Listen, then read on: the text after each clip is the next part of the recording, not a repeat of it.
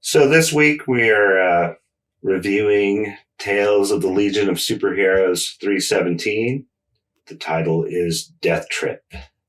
It's written by Paul Levitz, plotted by Giffen, and I think maybe he did the breakdowns as well. Mindy Newell is the dialoguer, and Terry Shoemaker is drawing it. We also have Karl Kesel inking, Ben Oda lettering, Carl Gafford is the colorist, and Karen Berger is the editor. And it's cover dated November, but it actually came out on August 23rd. It was an okay issue. What did you think? Yeah, average. It's weird how, like, there's a lot, I guess. Like you pointed out, like a ton of stuff happened in this, and they have a bunch of footnotes recalling you back to the other issues, but Right. I don't know, nothing too interesting really happened in this. I think the best thing I can say about it is Terry Shoemaker's artwork. Yeah, I really like Terry Shoemaker on these Legion comics. And it's kind of a bummer. He does about half of the 12 new ones, and then Dan Jurgens takes over. Yeah, I haven't been able to find very much about him online. He doesn't even have his own Wikipedia page, unfortunately. But he drew a lot of, for some reason, a lot of the books that I read growing up, he was like the go-to fill-in artist for. Like he did a ton of like X books, like X Factor. He filled in there pretty regularly. I thought he was a lady. I don't know why. The name could go either way, I guess. But maybe because the drawings are so pretty, and I've just had this stereotyped idea like anyone who draws that pretty must be a girl. Uh-huh. You are such a chauvinist piece of I shit. don't know. Well, it's like that Colleen Doran kind of, I don't know, just real clean. Yeah, clean and elegant in a way. Yeah. Like men are too clumsy to Right. be drawing so elegantly. He's a sensitive artist. But I looked up, one of those like later fill-in things from the 90s, and he's kind of like got the like the Jim Lee kind of Right. patina or whatever on it. Right. It's gotta do what you gotta do to keep getting work, I guess. I don't know that he's still working. I have no idea where he is. Yeah, I don't either. Somewhere I read an interview with him, maybe in Legion Companion, or maybe just in one of these. But he says that he's a big fan of like Jaime Hernandez. Oh, really? I can kind of see that. Yeah, I mean, totally. Like it looks like a kind of, I don't know. It's more kind of realistic, I guess, like the figure work. Right. And the kind of clean drawing is kind of like Jaime Hernandez. Yeah. I wonder if he's, he is in that book. I wonder if he's a little slow or something. Like some of the good artists that don't draw very fast, they seem to do a lot of fill-ins and not, because I don't think he ever had a regular gig, did he? Like Art Adams. Art Adams just did like fill-in issues. I don't think he ever regularly did anything. Like if Terry Shoemaker never reached that kind of status that like an Art Adams did, you could easily see him like moving on to greener pastures. Yeah. But yeah, I thought this stuff, it's real good. Maybe he could get these done a little faster because they're very clearly laid out by Giffen. Yeah. Giffen's credited as designer, but these are seem like the breakdowns type of work that Giffen did on his other stuff. It just looks like Giffen panels. I think they're a really good pairing. I mean, having him, just the team in general, I guess, but like having the advantage of Giffen's layouts, but his drawings are a little prettier than Giffen's. Just looks really good together. Good match. Right. Yeah, and I mean, when you compare like what he does with Giffen layouts to what, I mean, I always think of the Greg LaRocque comics that were laid out by Giffen. They're really inferior to a LaRocque solo kind of job. Right. But then like a Kevin Maguire Giffen comic, right, looks pretty good. I would say maybe this even looks better than a Kevin Maguire Giffen comic. Yeah. Their styles complement one another better. Yeah, I think a lot of artists tend to leave, I don't know, they don't flesh out the Giffen layouts. Right. To a level that satisfies me, I guess. Right. I agree. But they're just trying to draw like Giffen or more Giffen-like when they ink it. Right. Yeah. I mean, it's like Giffen is doing it as a thumbnail, you know? Right.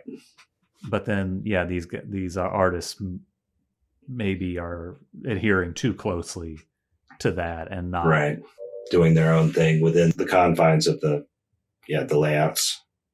But yeah, I'm a fan of the Shoemaker Tales stuff. I would go as far as to say I think at this point Tales looks a little better than the main title. Is it still Giffen? It's still Giffen on the main title, yeah, but maybe it's a little too soon to be saying that. But at some point, I felt like maybe the artwork was going downhill faster over in the regular title than in the Tales. Yeah, I mean, it stays pretty strong in the Baxter series because it's Giffen and then Steve Lytle. LaRocque doesn't show up until maybe 20 or something, you know?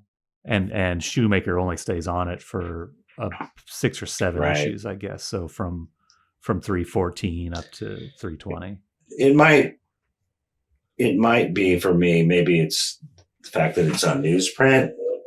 Like newsprint seems more forgiving or complimentary to the kind of drawings I like than the Baxter. Like the Baxter kind of flattens everything. Like Lytle's work, I think I like his work better on newsprint than like his newsprint work than his Baxter work. Like in Doom Patrol. Right. He did some Marvel books too. Again, X Factor. I haven't really seen too much of his stuff that's not the Baxter Legion from those days. Like later on, of course. The other thing with him though is, and I could be remembering wrong, but didn't he kind of come out the gate strong and then the later issues are a little more rushed looking? I don't remember it that way. I just remember that like it was just less and less, fewer and fewer pages by him started coming out. Okay. Was there backups or fill-in issues? I think so. Yeah, I think there was. I think he would start doing like half the issue, right? And I don't know who else was doing it. Maybe it was him and LaRocque. I can't remember. It's been. Yeah, I guess he's kind of one of those guys too, like who probably wasn't quite fast enough to do a regular title for long because he wasn't on Doom Patrol that long either. And he just did like fill-ins and covers for the rest of his career, really. And those covers are great. Yeah. Like that was a perfect job for him. I think he did like the cover of like every issue of Classic X-Men, which was like a reprint title. Oh yeah. Well, you know what? I recall an Adam Hughes one at least. So he didn't do all of them, but yeah, he did a bunch of them. Right. Like month in, month out. And he was doing the Flash. He was doing the Legion. Oh yeah. I remember him doing some Flash stuff much later, like 94, 95, somewhere. And you're right about Classic X-Men because Art Adams did a bunch of those covers too, but Lytle did a ton of them. He might have done some of those they all had, at least early on, they had like new stories, like backup stories that supposedly happened around the same time as the issue they were reprinting. I think he drew some of those as well. Oh, really? That would be cool. That would make those worthwhile, I guess, if you're like that's the way you can sell it to somebody who's already bought it once. You know? I think you'd like that stuff, Dave. You son of a bitch. The earlier X-Men, but long before you hit the 90s, like closer to the Cockrum and Byrne time, it is very something about the tone of it. Is very similar to the Legion, and maybe Cockrum brought that with him. I don't know, but that kind of 70s sci-fi aesthetic. It's Claremont, though, right? Yeah, Claremont and Cockrum doing it. I just have a hard time with all the text in those, I think. Oh, okay. I'm not a big reader. Yeah, you can kind of skim over a lot of that, though, like the dialogue boxes. He's writing it as if the person who picked it up had never read an X-Men comic before. And he summarizes every previous X-Men comic in each one. I think, but I think a lot of good comics from that period, before it was easy to get a hold of older issues, did that. He's just one of the clunkier guys at it. The good ones, you don't notice it as much. They work it more naturally into the dialogue or something. The recaps. But you're right. He's pretty heavy-handed with the narration, talking about Wolverine's indestructible bones and all that. But speaking of classic X-Men reprints, these tales also became reprints. I think a lot of people maybe, I guess tried and true Legion fans know this, but I think a lot of people have a misapprehension that every issue of Tales of the Legion is a reprint, and they're not. There's 12 of them that are original material comics. Guilty as charged. Yeah. And then there's unique letters pages in all of them, most of them. I originally thought they were completely original, so I bought a ton of these. And then when I went through them, I happened to grab all of the ones that were reprints. And I just, like, what is this? I bought this stuff twice, so I got rid of them, not realizing that some of them were, in fact, new. They're nothing to write home about, those new ones. But if you want more Legion comics, and they have, maybe half of them have Giffen work in them, which I like. The Terry Shoemaker stuff is good.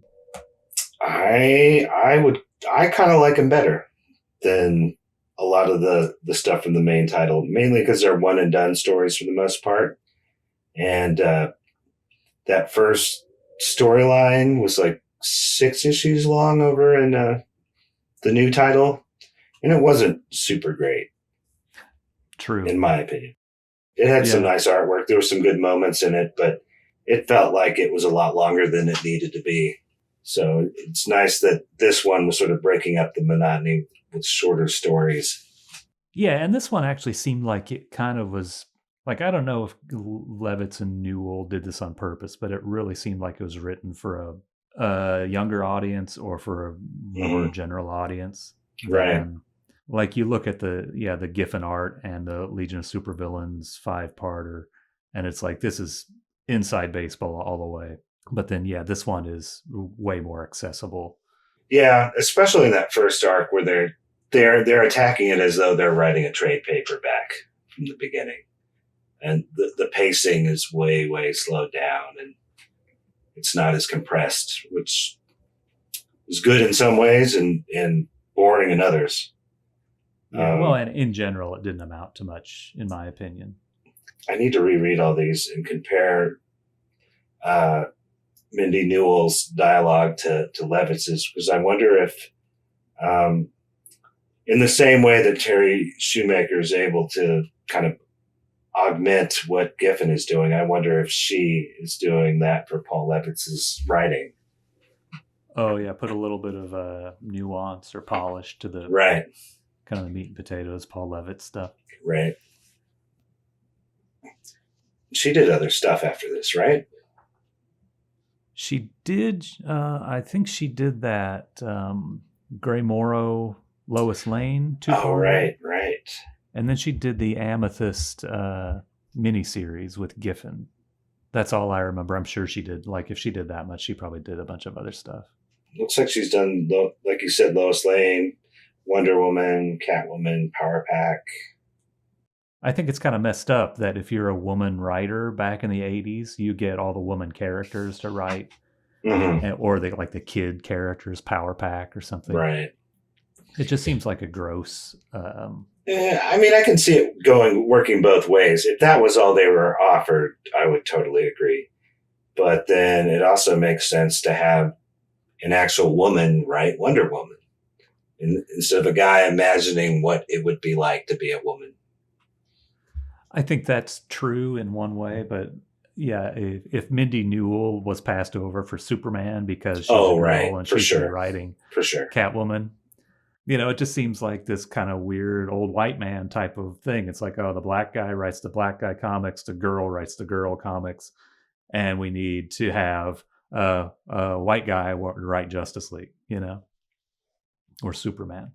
And the same with Mindy Newell. If she only gets the job writing comics about ladies and mothers and on, like as if she's less capable of writing Superman than John I'm pretty certain her involvement with Power Pack is probably due to Louise Simonson, who created those characters.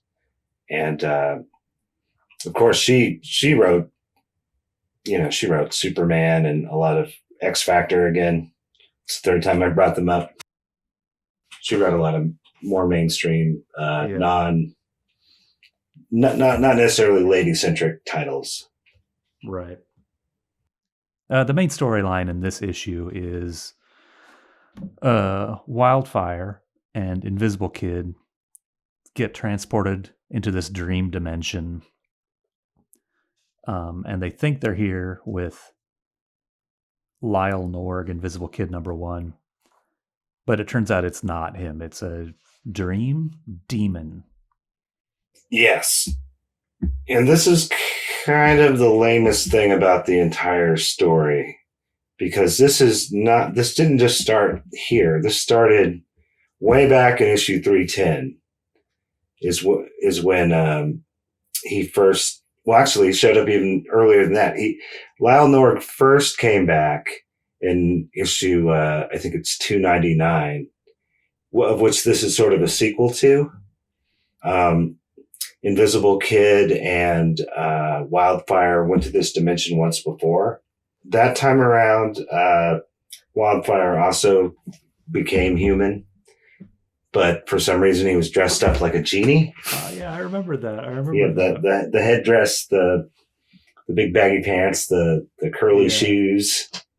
Yeah, this dimension, this Lyle Norg thing, it all spun out of this kind of well-known, famous thing where Giffen just decided to draw in Invisible Kid in a page without being instructed to do that by Levitz, and then they went ahead with that, and it spiraled into this some years later. I guess I don't know how long ago. Right. The difference between, I guess, 2 years, because I guess first Lyle Norg showed up and he's hanging around Legion headquarters, and then they go into the dream dimension. So the first time in 299, when they went to this dimension, they ended up leaving Lyle Norg behind. But it was in 310, which was during that Omen storyline. On the very last page, after an explosion, they find him in the rubble, and Lyle Norg alive. And he is alive all the way from 310 up to now, 317, right? But this is the first time we see him again. He might be in a couple pages at the end of 316 leading to this, but so he shows up in 310, and then for 6 months he's there, but he's not on camera. We don't see him. He's not mentioned. You would think that it'd be kind of a big deal. One of them, who's been dead for years, one of the original guys, is back, but it's just not mentioned at all. So it's almost like this was a story he slotted in earlier and for whatever reason didn't get around to it. But it's really bizarre because there's like this big storyline going on in the main title, right? It's so weird how they drop the ball on stuff like this sometimes. Pretty crazy that they brought him back and then forgot about him like that. Yeah, totally forgot about him. And then in this issue, he's right away revealed that he's not Lyle Norg at all. He's this fucking dream demon guy. Mm-hmm. And Dream Demon, which he doesn't have a name. He says, "I am a dream demon." Turns out to be a super lame bad guy. Like, not very powerful, doesn't really do anything. We don't know much about what his motives are. Right. And not cool looking. Like, this is it on the cover, kind of. Uh-huh. Kind of a generic comic demon. Yeah, see, here he is. Like, he's just kind of a 2 eyes and a blobby body. Like, this is maybe where Terry Shoemaker loses his way with Giffen layouts, because he doesn't do anything with this dream guy. Right. I feel like this could have been a lot better if it's almost like Giffen forgot that he brought him back. Like in the rush to Giffen and Levitz, in the rush to like get ready for the new series, like this plot thread kind of got lost somewhere along the way. Because if they had spent the last 7 months, like,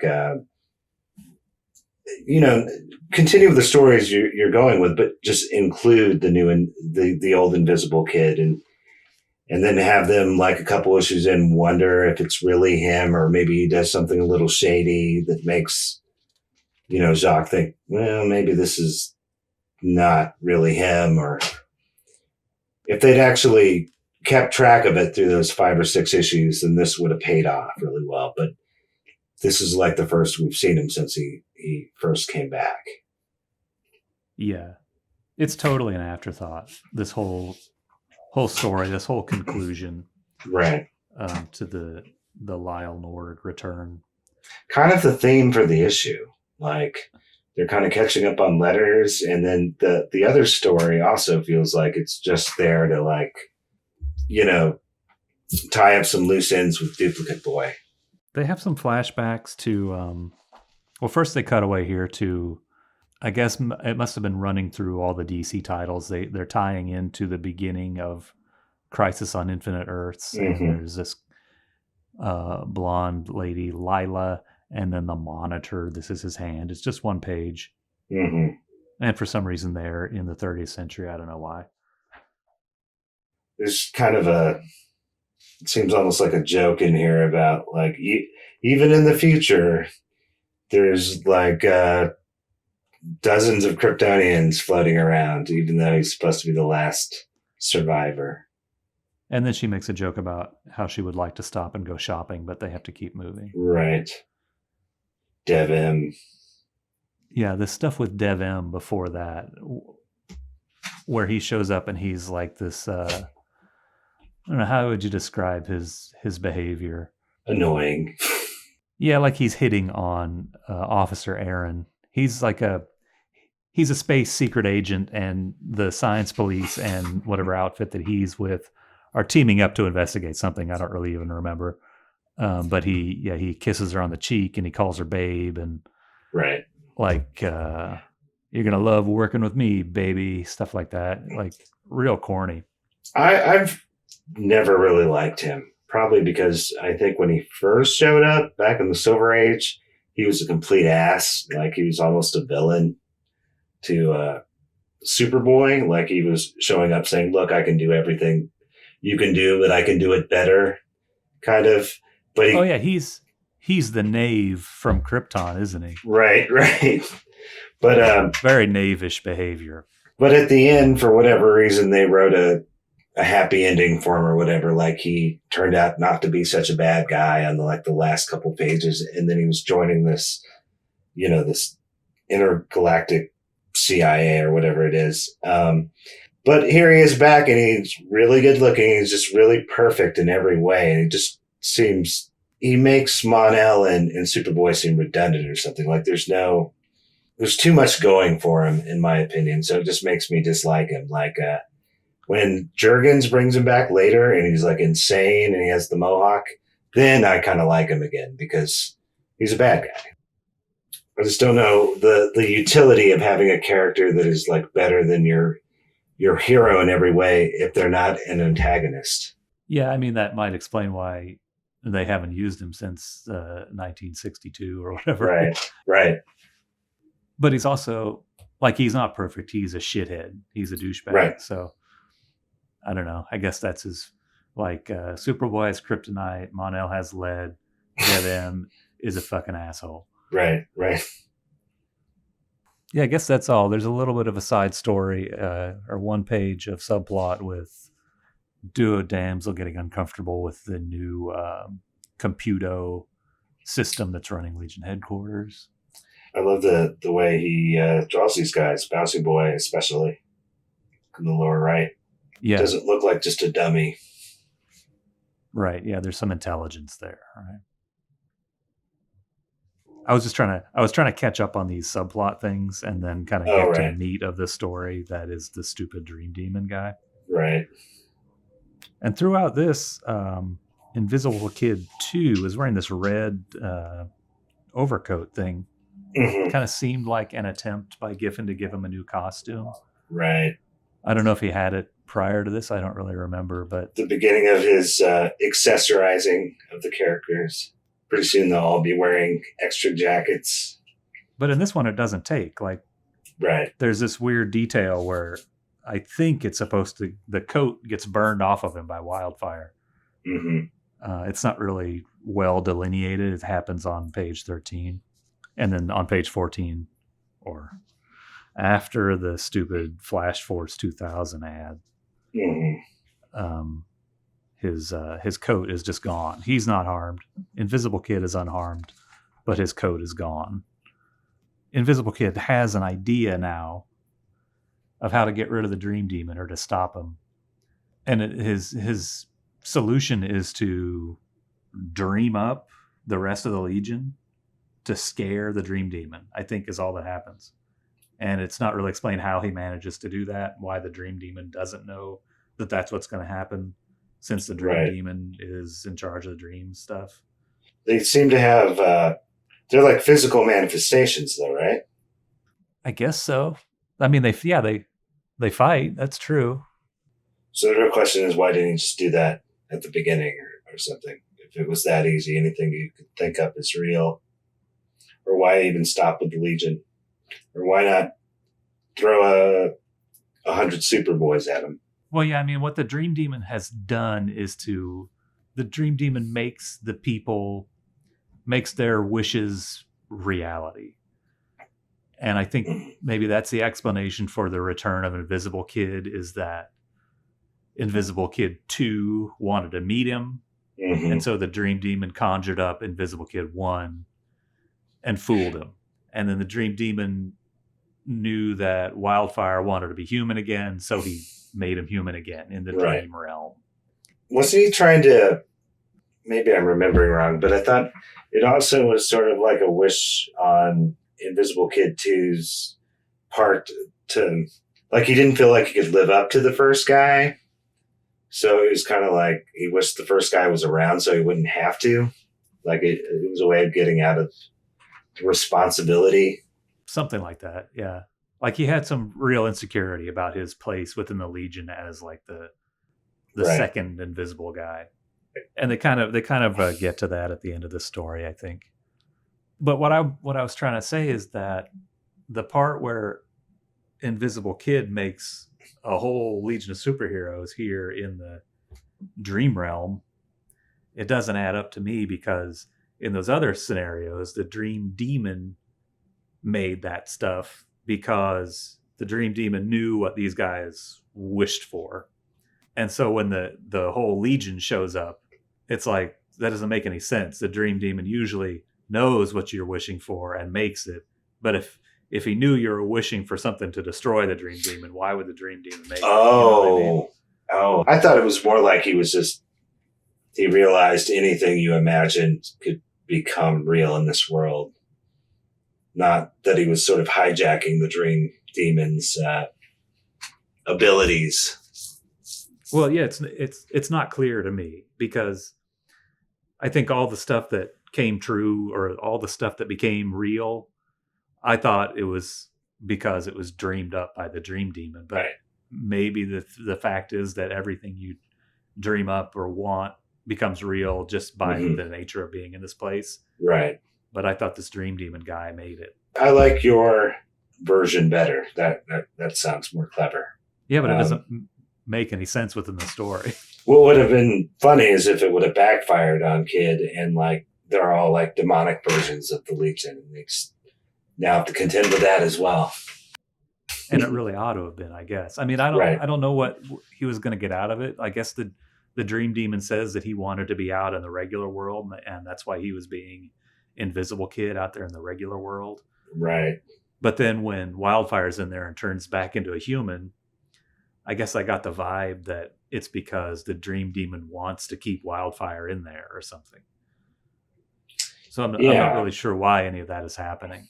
It's not made clear in this comic what the motives of the Dream Demon ill considered. Yeah. Like, did he come to our world to try to escape this world, or was his intention to pull all the Legionnaires in there? And there's also a part where there's kind of an implication that let's go back. Invisible Kid 2 has somehow gotten some kind of interdimensional teleportation abilities that he can't explain and can't control. And I got some dialogue in here gave me the impression that maybe the Dream Demon gave him those powers, but it's not really followed up on very clearly. And after this, I don't think you ever see the Dream Demon again either after this issue. If I remember right, like he'd use those powers and like maybe that's how he at least thought he accidentally stumbled onto this place.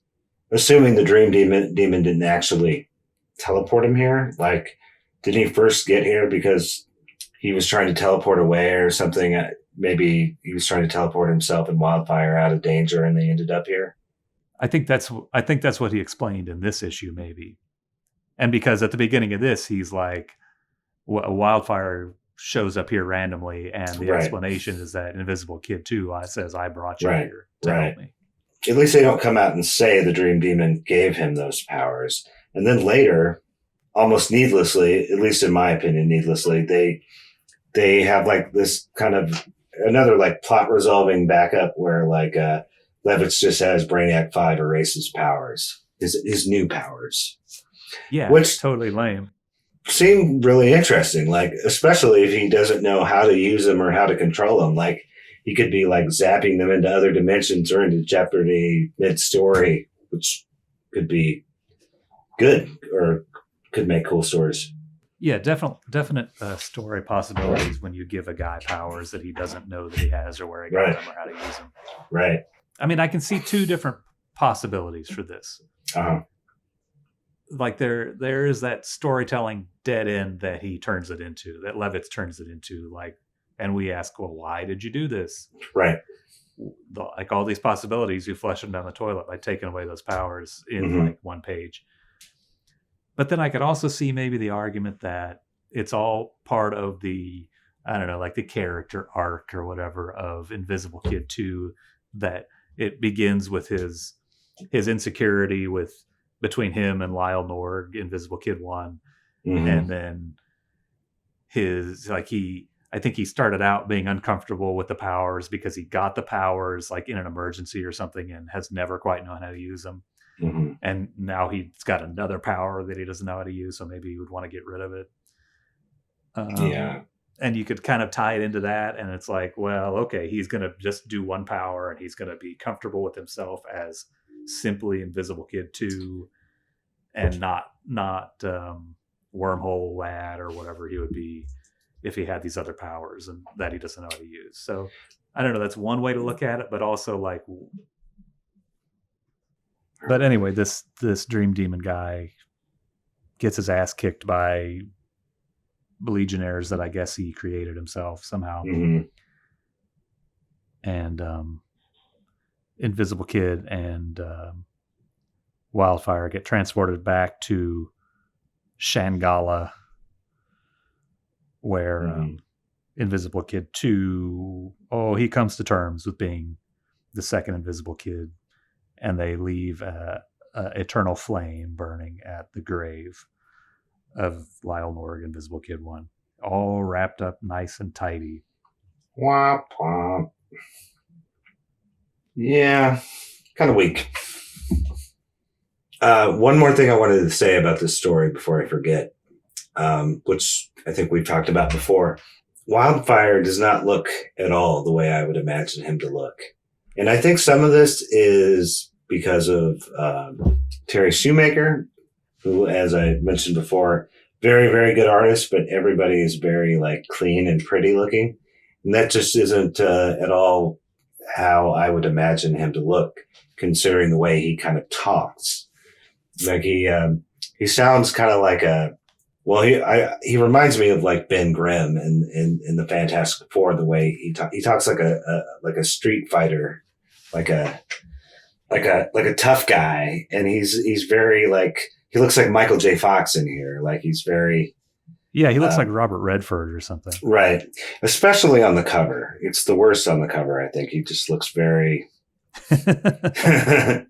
Yeah, he's got like Paul McCartney eyes. He's really like a real soft guy.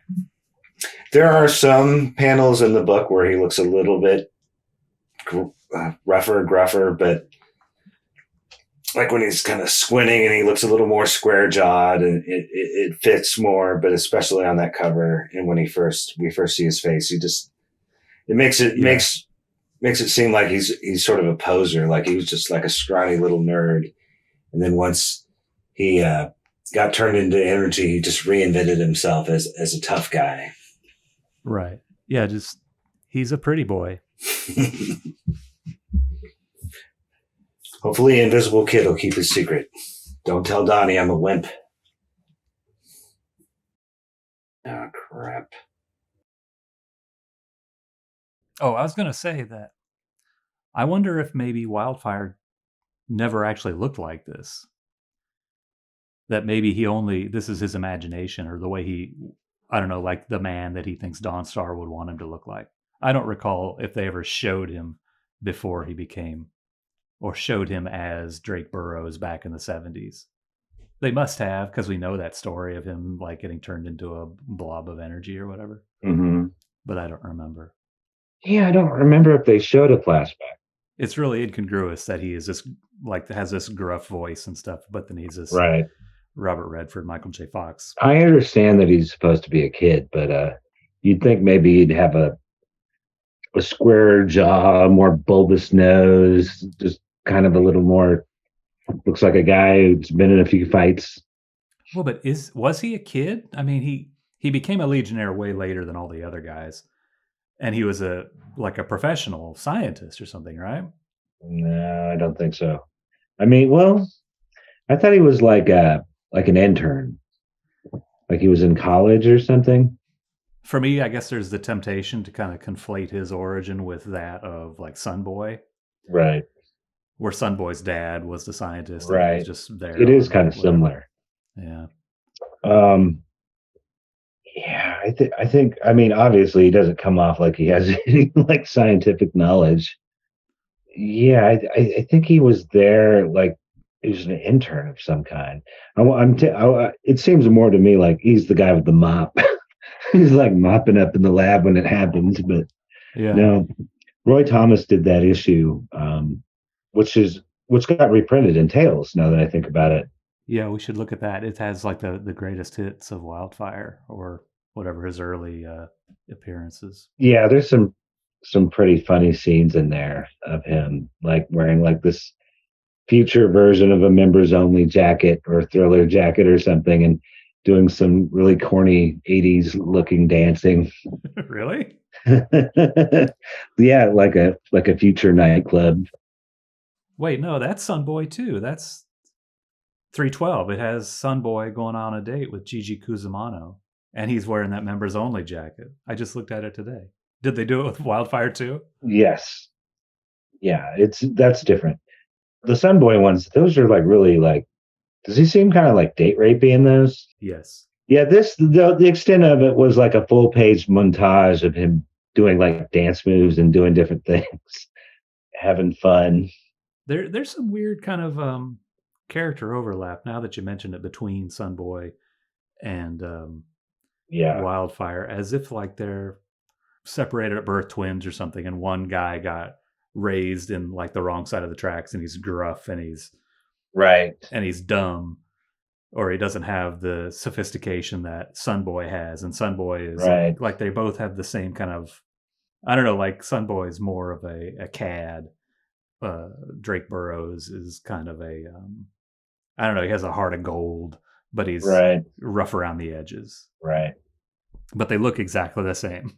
I thought you were going somewhere else with the overlap, like maybe because they did end up literally overlapping for a while, because Wildfire was like inhabiting his corpse for quite a while.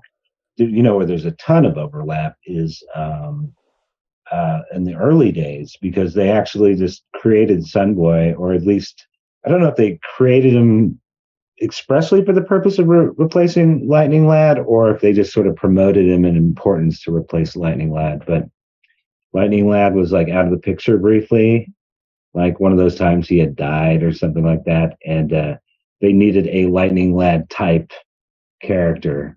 So that's why Sunboy started getting a lot more play. Like there's only like 5 or 6 who like appear regularly and get to say much, and he's one of them. But that's just because they put him in place of Lightning Lad for a while. I guess I would have thought they would have used Lightning Lass. She's a girl, though. Sunboy is kind of like he has a cool costume and he has really cool, kind of typical superhero fire powers, right. You know? I could see them just using that all the time. But also, yeah, you're right, very similar to lightning powers. Like Lightning Lad, he also has a little more going for him than your average Legionnaire in terms of story. Like he actually has his own ongoing villain that's personally aimed at him. It's basically like Lightning Lord, only it's Regulus. But Regulus comes back every couple of years to get revenge on him specifically. All right, we're way off topic. Whoa. Big surprise. We'll have to do a Regulus story soon. Anyway, yeah. So that's the looks of Drake Burroughs. Did you read the Flash Force 2000 comic? No. Did you? No, I didn't.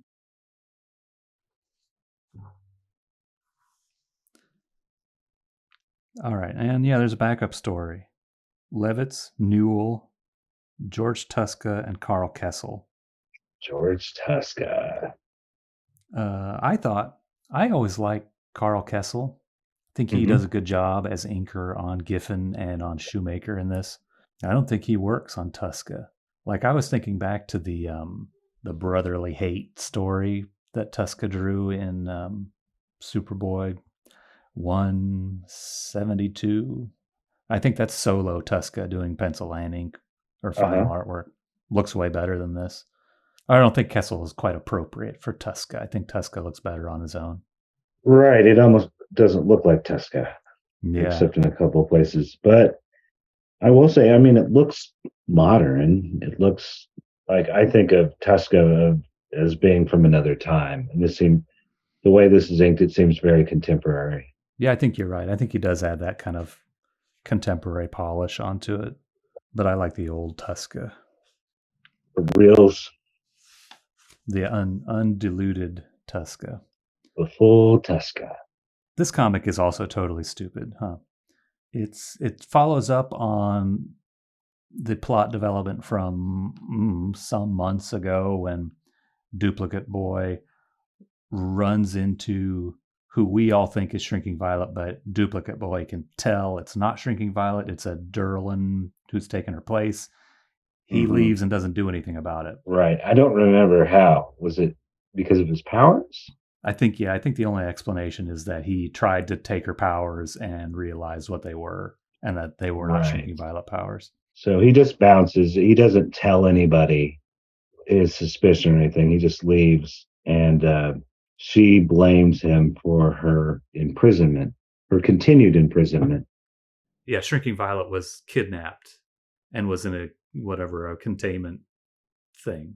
And this story seems to exist to sort of explain why he did that and why he's not a completely reprehensible character for doing it. It's like an explanation. It's really just to make us not hate him for being a jerk. Right. There's one line in here which makes a little bit of sense, I guess. He says he thought the real one was just on a mission. But that's the whole purpose of the entire story. Just to explain that away. His appearance in the other story, from Paul Levitz's standpoint and Keith Giffen's standpoint, he doesn't say anything because if he said anything, it would reveal to us the mystery. And so, but then, yeah, for some reason they felt they had to absolve him of being a bastard. But the way they do it is to just say he's really dumb, basically. He was supposedly romantically involved with Shrinking Violet and did nothing to investigate her disappearance. Oh, he's lost his powers because he's so distraught over having goofed. and so he can't use his powers. This is really like a Silver Age kind of substitute hero. I was going to say that it feels like a Silver Age story. He's like this, got his puppy love, and he's lost his powers. Right, it's got this Archie-like romance. Yeah, but he's lost his confidence and thus his powers, Mm-hmm. and then to rebuild his confidence, his teammates invent a threat for him to fix, and in so doing, he also falls in love with another girl. Right, and it feels like we're seeing Gil Gerard again. This is what I feel like I'm seeing, like on page kinda. 5, and on that page too that you're looking at in the lower left panel. This one, yeah. He's just this kind of generic 70s hunky dude. Right. Yeah, right here. Right, exactly. But yeah, he's just a huge dope, and he has, even his teammates are like, he doesn't know anything about like romance or like how to treat a girl or something like that. He's just an idiot. I really feel like he doesn't come into his own as a character until he gets his mustache. I feel like that completes him for me. Well, yeah, thinking about that, like he seems like a completely different person in that. Mm-hmm. Actually, in both of those, like in the story that this is a follow-up to, he seems mature and like he's thinking about his actions. Right. And the same way in that later issue. I mean, I don't think he really does much. No. In that Magic Wars issue, but like here, he just seems like a total dope. And like this panel where he's like, he just saved this girl's life from being run over by a tank or something. Oh yeah. Like there's all these hearts, like they're in love. They're about to get married after this one save. It's really dorky. Like an Archie comic. Yeah. So you've read this all the way through, right? Yeah, I read all 7 of these pages. What am I missing? What have I forgotten? Why is the car winking? Oh, because Life Lass brought it to life and it has a face now. Okay. So that was the only thing manipulated. They didn't plant the girl. No, that's just just an accident of the storytelling. But yeah, Life Lass does it all. Gas Girl and Evolvo don't really play a part in the plan to. I mean, they come up with a plan, I guess, but what a crazy power to bring inanimate objects to life. Seems like you could make a whole series just about that, examining the ramifications of a power like that. Yeah, there's a lot to deal with. Like what happens when she's done with this car? This car who's winking at her and is all cute now. Does it die? Does it have a soul? What even happens? Right. What if it doesn't want to become an inanimate object again? Or does it go on living as this freak living car? I maybe saw some of the pages from this story. Like it's an old John Fort comic, and Life Lass brings some she turned some pipes or something into like the snakes, basically. Something like that. Like that's what her powers are. It's not like they have heads and brains and faces. Right. It's just sort of like she's animating inanimate things. Right. Like she could have tree branches grab somebody or something like that. But this is implying it's more than that. It's like they have identities. They're sentient. Right. Yeah. It's like it's got brain power to know that it pulled a fast one on Duplicate Boy. It's going to wink at you. Right. Weird. There is a panel here that really harkens back to the Tuska Superboy comic where Duplicate Boy is like, I use Timberwolf's and Superboy's abilities. And this pose and this pose, I think, are like cribbed right out of the article for that other comic. And also, he really is slow. Yeah, super, super dumb. It's like, oh, hey, wait a minute. It just now occurs to him several minutes after he saved this girl that he must have been using his powers to do that flip. And yeah, he has the instinct to save her. He jumps up in the air, flips around, saves her. Then somebody has to tell him that you saved me with superpowers. And it's like, oh, you're right. Well, you know. Hey. What a lunkhead. I like that, though. I like the idea that he's stupid because he's too darn powerful. You gotta have something to balance that out. So Yeah, I guess it is good that he's so fucking stupid that he doesn't even know he's using superpowers. it's like a Vinny Barbarino, but he's the most powerful guy on Lalor. Hey, up your nose with the rubber hose.